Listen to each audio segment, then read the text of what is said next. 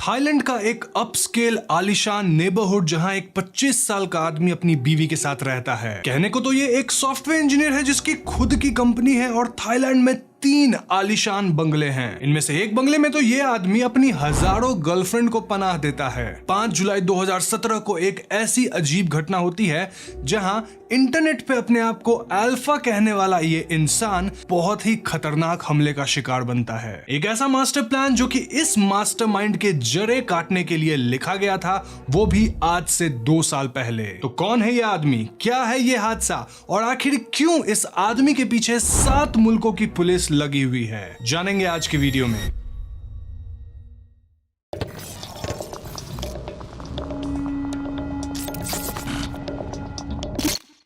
Alexander cage के दोस्त, परिवार वाले या फिर उसके जान पहचान का हर आदमी सिर्फ एक ही बात कहता है कि वो एक बहुत ही ब्रिलियंट इंसान था। इंटरनेट पर एक दौड़ में सबसे ज्यादा इंटेलिजेंट और पहुंचा हुआ कंप्यूटर इंजीनियर अलेक्जेंडर केज सचमुच जीनियस था। उसका कहना था कि जहां बात कंप्यूटर्स की हो, वो डेवलपमेंट से लेकर इंक्रिप्शन तक हर एक काम में माहिर है। थाईलैंड में केज मानो किसी सुपर सेलिब्रिटी की जिंदगी जी रहा था। उसके पास कई बंगले थे, लग्जूरियस गाड़ियां थी और एक परिवार भी था। उसकी बीवी मां बनने वाली थी और शायद सब कुछ ऐसे ही चलता रहता। लेकिन क्राइम की दुनिया ऐसी है कि कभी किसी को मुकम्मल जहां नहीं मिलता। एक न एक दिन पाप का घड़ा फूट ही जाता है, फिर चाहे क्रिमिनल मामूली चोर हो या एक $multi-million एम्पायर का मालिक। इंसाफ की नजर में सब एक बराबर है। लेकिन सवाल यहाँ यह है कि आखिर केज किस तरह के इल्लीगल काम करता था? जवाब है डार्क वेब।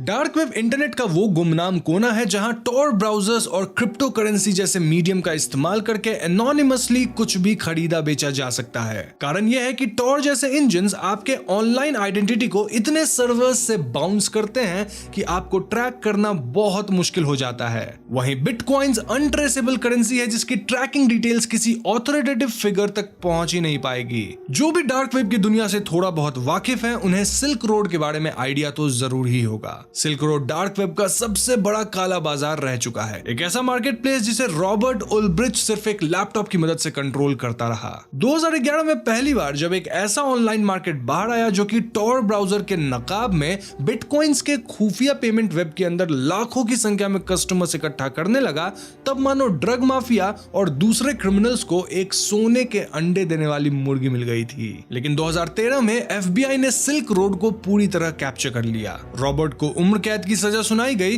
जिससे देश दुनिया को उदाहरण मिल सके। लेकिन सिल्क रोड तो बस शुरुआत थी। शातिर क्रिमिनल्स के मुंह में खून लग चुका था। बिलियंस ऑफ डॉलर्स कोई निशान नहीं। अगर सही से डार्क वेब को कंट्रोल किया जाए तो हर आदमी बादशाह बन सकता था। इसके तहत हुआ ये कि सिल्क रोड 2.0 सिल्क रोड से ठीक 1 महीने बाद नजर आई, लेकिन ये जल्द ही खत्म भी हो गई। फिर आया एक दौड़ जहां कई मार्केट प्लेटफॉर्म्स आने लगे जैसे कि इवोल्यूशन, अगोरा, सिल्क रोड 3.0 और ना जाने क्या क्या। Dark web was the hot plate now. कभी ऑपरेटर्स खुद पैसे लेकर भाग गए तो कभी साइट ओनर्स ने खुद गिव अप कर दिया क्योंकि इस अंधेरे का कोई अंत नहीं था। लेकिन 2011 से 2014-15 तक चल रही इन कहानियों के पीछे कोई तो छुपा था।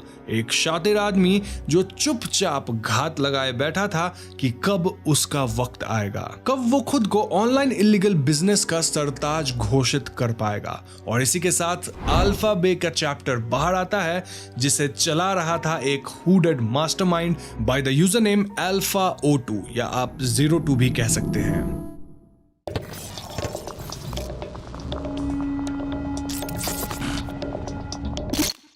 अल्फा बे 2014 के दिसंबर में डार्क वेब पे सरफेस करता है कुछ मामूली से क्रिमिनल एक्टिविटीज के साथ। शुरुआत में हमारा एडमिन अल्फा O2 सिर्फ कार्डर की भूमिका निभाता है। अब कार्डर कौन है?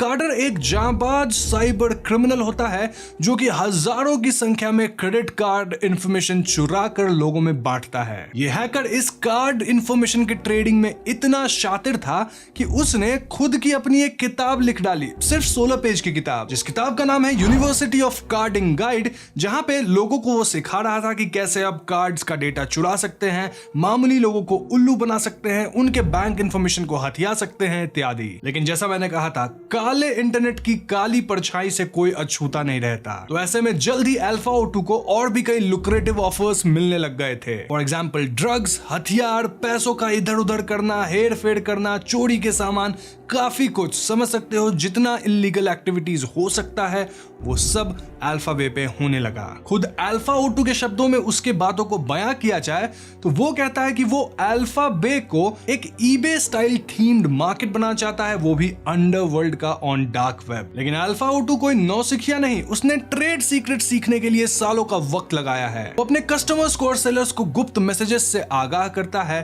कि उसका वेबसाइट सेफ है। सिक्योरिटी उनका पहला रूल है और खास करके ये लोग रशियन गवर्नमेंट से तो पंगा नहीं लेना चाहते थे। इसीलिए इस इनफेमस साइट पे किसी भी बच्चों से रिलेटेड कुछ गंदी चीज या फिर बैंकिंग इंफॉर्मेशन, इन चीजों को भी बंद कर दिया गया था। अब इसका कारण ये हो सकता है कि शायद अल्फा O2 खुद को सेफ रखना चाहता था या फिर वो ये डिपिक्ट करना चाहता था कि वो खुद रशिया से है। ये बात मैं इसलिए भी कह रहा हूं क्योंकि अक्सर वो अपने मार्केट प्लेस पे रशियन सिग्नेचर का ही इस्तेमाल किया करता था। इस खेल में किसी भी तरह की सावधानी बरतने में अल्फा O2 कोई कसर नहीं छोड़ता। रॉबर्ट सिल्क रोड फियास्को के बाद अल्फा O2 एक अपने इंटरव्यू में कहता है कि गवर्नमेंट कोई भी दुकान बंद करवा सकती है लेकिन एक आइडिया को बंद नहीं कर सकती। एक आइडिया कभी नहीं रुकता। जब तक ड्रग्स को लेकर कोई खासा फैसला नहीं किया जाता, ऐसे मार्केट्स आते जाते रहेंगे।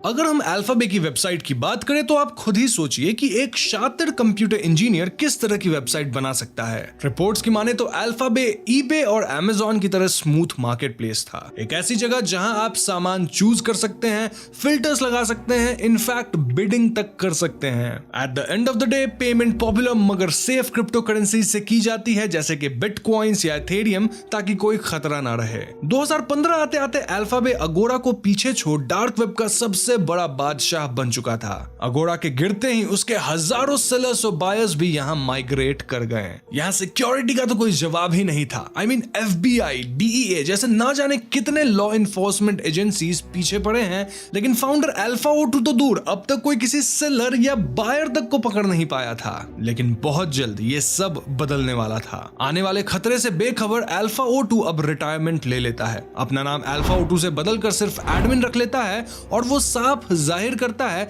कि अब वो किसी भी सेलर से डायरेक्टली बात नहीं करेगा। यह बिजनेस अब उसका कमांडर इन चीफ चलाएगा, जिसे डार्क वेब की दुनिया में डी स्नेक के नाम से जाना जाता है। गौर करें कि इस मुकाम पर अल्फा बे चरम सीमा पर है। यूजर्स 2 लाख तक पहुंच चुके हैं और 2016 तक रेवेन्यू का आंकड़ा $350,000 पार कर गया है।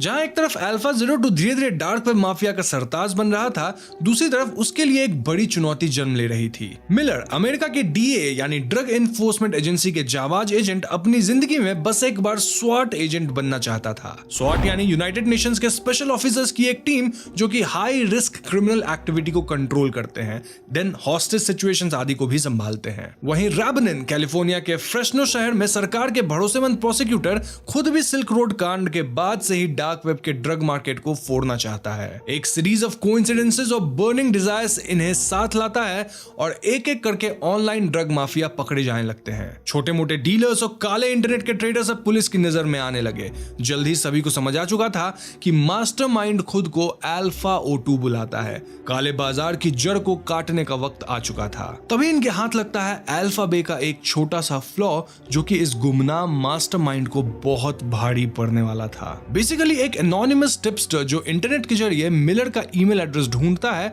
और वो कहता है कि उसे अल्फा O2 के बारे में एक महत्वपूर्ण जानकारी शेयर करनी है। वो बताता है कि वो अल्फा O2 के पहले कस्टमर्स में से एक है। तब अल्फा बे के डिजाइन में एक छोटी सी गलती हो गई थी। बेसिकली यूजर्स को कंपनी की तरफ से एक वेलकम ईमेल भेजा गया था, जिसके मेटा डेटा में खुद अल्फा O2 का असल ईमेल एड्रेस मौजूद था, which was pimp_alex_91 @hotmail.com। अब भले ही अल्फाबे ने जल्द ही इस गलती को सुधार दिया था, लेकिन तब तक बहुत देर हो चुकी थी। ये टिप देने वाला आदमी खुद सेलर था, कोई कंपटीटर या कोई और, पता नहीं, लेकिन इसने अल्फा O2 के गड़े मुर्दे उखाड़ दिए थे। अमेरिकन इन्वेस्टिगेटर्स इस ईमेल एड्रेस को पूरे इंटरनेट पे ढूंढने लगे और उन्हें यहाँ एक एलेक्स नाम के बंदे का डेटिंग प्रोफाइल मिलता है। यहाँ एक तस्वीर भी मिलती है जो कनाडा के साउदर्न क्यूबेक से आई थी। ये शहर एलेक्स यानी हमारे अल्फा O2 का होम टाउन था। इंटरनेट के रास्तों पर एलेक्स फिर दिखाई देता है। 2008 में एलेक्स एक फ्रेंच टेक्नोलॉजी प्लेटफॉर्म पर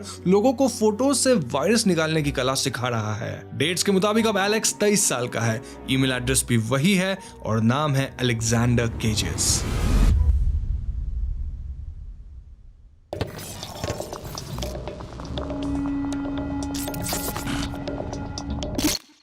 इंटरनेट की दुनिया को एक खुला समंदर कहा जाता है, एक ऐसा समंदर जहां हर लहर एक दूसरे को छू कर गुजरती है। अलेक्जेंडर केज की कहानी भी कुछ ऐसी ही है। सिर्फ एक ईमेल एड्रेस से DEA और SWAT टीम्स को एलेक्स के लिंक्डइन अकाउंट के बारे में पता चल गया, उसका पेपल इंफॉर्मेशन मिल गया, साथ ही उसका डेटिंग प्रोफाइल तो मिल ही गया था एंड फाइनली टीम उसके घर तक पहुंच गई। अलेक्जेंडर केज थाईलैंड में एक बहुत ही आलीशान जिंदगी जी रहा था। उसके नाम $3 मिलियन वाले बंगले थे, साथ ही कई लग्जरी गाड़ियां थी। एक तरफ उसकी बीवी थी जो कि मां बनने वाली थी, वहीं दूसरी तरफ उसकी कई गर्लफ्रेंड्स थी जिनके साथ वो एकदम मशगूल रहता था। वो इन सब में इतना खोया था कि उसे पता ही नहीं चला कि अमेरिका के साथ ऐसे ही 7 कंट्रीज जुड़ चुके हैं जो कि उसे खोजने के लिए एक एक्सपीडिशन चला चुके हैं। जल्दी पुलिस एलेक्स का आईफोन ट्रैक कर लेती है, साथ ही हर उसके गैर कानूनी और कानूनी अड्डों का पता लगाती है। सब बस एक मौके की तलाश में थे कि कैसे भी हम अल्फा O2 या फिर उसे आप अलेक्जेंडर केजेस कहिए या फिर एडमिन, उसके इस एम्पायर को जो कि $1 बिलियन एम्पायर था, उसको गिराया जा सके।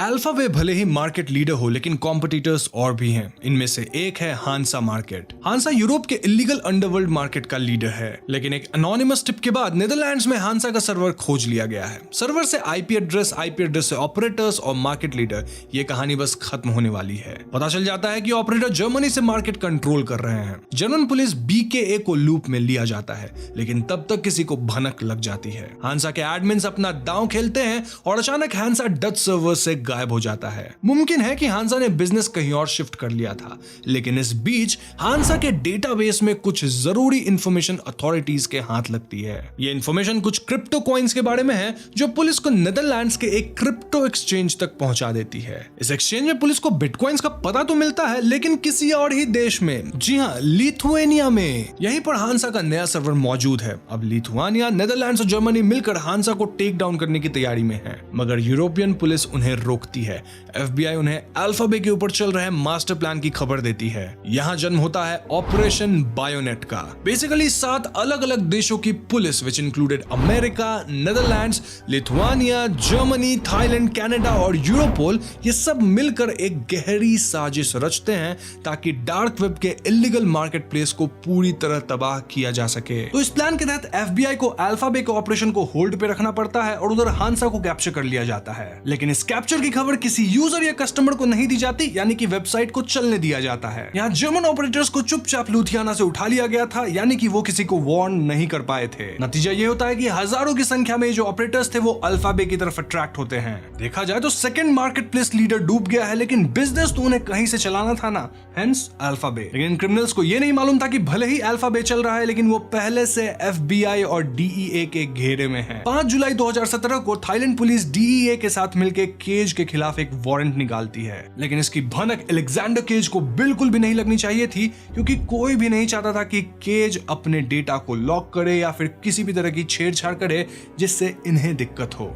प्लान के मुताबिक एक अंडरकवर फीमेल पुलिस ऑफिसर केज के घर की तरफ निकल पड़ती है। वो ऐसा प्रिटेंड करती है मानो वो किसी नॉर्मल ड्राइव पे हो। अलेक्जेंडर के बंगले के बाहर वो सिक्योरिटी गार्ड को अपने जहां से में ले लेती है और किसी तरह गाड़ी सीधे गेट से टकराती है। इस भागदौड़ के बीच अलेक्जेंडर अपने घर से भागते हुए निकलता है। ऑफ कोर्स घर के बाहर एक्सीडेंट जो हुआ है, उसने शायद सपने में भी नहीं सोचा था कि ये एक सोची समझी साजिश है। ये वही आउटकम है जो पुलिस ढूंढ रही थी। केज के बाहर आते उसे तुरंत अरेस्ट कर लिया जाता है। केज को बिल्कुल भी कुछ समझने बूझने का मौका नहीं मिलता।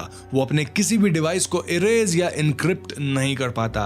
घर के अंदर पुलिस को केज का लैपटॉप मिलता है, वो भी अनलॉक्ड स्थिति में। जी हाँ, अल्फाबे का सर्वर लॉग्ड इन था, यानी कि पता मिल चुका है और साथ ही मिला है केज के खिलाफ हजारों की संख्या में इनक्रिमिनेटिंग एविडेंस। यहाँ केज ने ना सिर्फ अपने एसेट्स, लिस्टिंग्स और क्रिप्टो करेंसीज की जानकारी लिखी हुई थी, बल्कि अपना नेटवर्थ भी मेंशन कर रखा था, जो उस वक्त था $23 मिलियन से भी ज्यादा। In the end alpha O2 को रंगे हाथों पकड़ लिया गया। कुछ दिन बाद पुलिस उसकी और हांसा मार्केट के टेक डाउन को पब्लिकली अनाउंस करते हैं। ये कोई छोटी जीत नहीं थी, बहुत बड़ी जीत थी, क्योंकि कई क्रिमिनल्स अचानक पकड़े गए जो हांसा के बाद अपना बिजनेस अल्फाबे और उसके जैसे दूसरे साइट्स पे ले गए थे। डार्क वेब किंग की कहानी यहीं खत्म होती है, वो भी सिर्फ एक छोटी सी गलती के कारण। एक ईमेल एड्रेस, सिर्फ एक स्लिप अप और डार्क वेब का सरताज पुलिस की कस्टडी में था। शायद अलेक्जेंडर केज की कहानी उसके क्राइम करियर के साथ ही खत्म होनी थी, क्योंकि 7 दिन के अंदर अंदर ही ये मास्टरमाइंड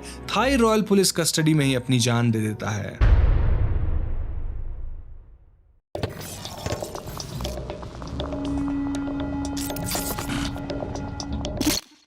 जहां डार्क वेब क्रिमिनल एक्टिविटीज का संसार है, जहां पे कई पुलिस एजेंट्स, DEA ये लोग निगरानी रखे हुए हैं, वहीं अल्फाबे, अगोड़ा और सिल्क रोड जैसे कई वेबसाइट सरेआम अपना बिजनेस चलाते हैं। तो आखिर क्यों इन्हें पकड़ना इतना मुश्किल होता है? जवाब छुपा है एनोनिमिटी और सिक्योरिटी शील्ड्स में। टॉर ब्राउजर, जिसे ऑनियन ब्राउजर भी कहा जाता है, वो एक बहुत ही ज्यादा सिक्योर ब्राउजर है। जिस तरह ऑनियन में लेयर्स होते हैं, वैसे ही यहाँ कई लेयर्स में इनक्रिप्टेड चीजें होती हैं और आपके डेटा को कई सर्वर से जंप कराया जाता है, जिससे कहां से क्या डेटा फेच हो रहा है, कहां क्या जा रहा है, ये पता लगा पाना ऑलमोस्ट इंपॉसिबल हो जाता है। डार्क वेब को यूं ही काला अंधेरा नहीं कहा गया है। काला अंधेरा इसीलिए क्योंकि यहां आपके लिए किसी के भी पहचान को, ओरिजिनल आइडेंटिटी को ढूंढ पाना बहुत मुश्किल होगा। इसके ऊपर से ये लोग यूज करते हैं क्रिप्टो करेंसी का, जिसका कि सिर्फ एक एड्रेस है ब्लॉकचेन पे। जी हां, हर क्रिप्टो करेंसी को उसके ब्लॉकचेन में ट्रैक किया जाता है, लेकिन ये एड्रेस भी सिर्फ पता बताती है, ये नहीं बताती कि ट्रांसफर कहां से, क्यों, कब, कैसे और किसको हुआ। अब डार्क वेब पे जो इस तरह की वेबसाइट्स होती है, उनको बहुत ही बारीकी से प्रोटेक्ट किया जाता है। टॉर ब्राउजर तो है ही, उसके अलावा different types of encryptions, different types of password, codes,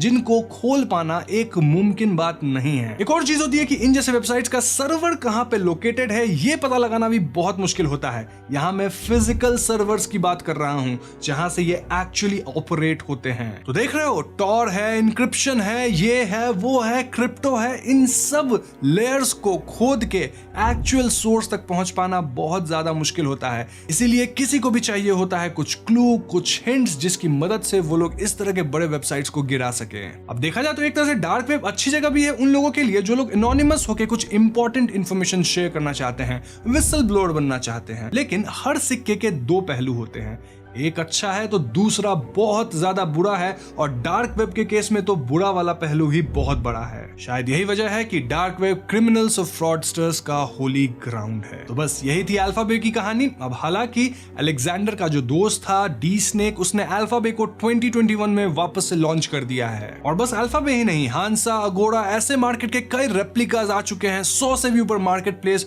जो कि अब भी डार्क वेब पे अवेलेबल है, और इनको गवर्नमेंट बंद करवाने की पूरी से पूरी कोशिश कर रही है। लेकिन ऐसा कर पाना आपको पता चल गया है क्यों मुश्किल है। ये सब सिर्फ डिमांड और सप्लाई का खेल है। बेसिकली जब तक इलीगल ड्रग्स, ड्रग माफिया या फिर किसी भी तरह के क्राइम की डिमांड रहेगी, सप्लाई तो होती रहेगी। और इस सप्लाई को पूरा करने में हेल्प कौन करेगा? डार्क वेब पे मौजूद इस तरह के वेबसाइट्स, जिसको कोई एक मास्टरमाइंड कहीं बैठे दुनिया में चला रहा होगा। उम्मीद है ये सब आगे जाके पूरी तरह से रुक जाए। तो बस आज की वीडियो में इतना ही। उम्मीद करता हूं आपको ये वीडियो पसंद आई होगी। अगर पसंद आई है तो इस वीडियो को लाइक करें, शेयर करें, साथ ही चैनल को सब्सक्राइब भी करें। I'll see you guys in the next one. Peace out.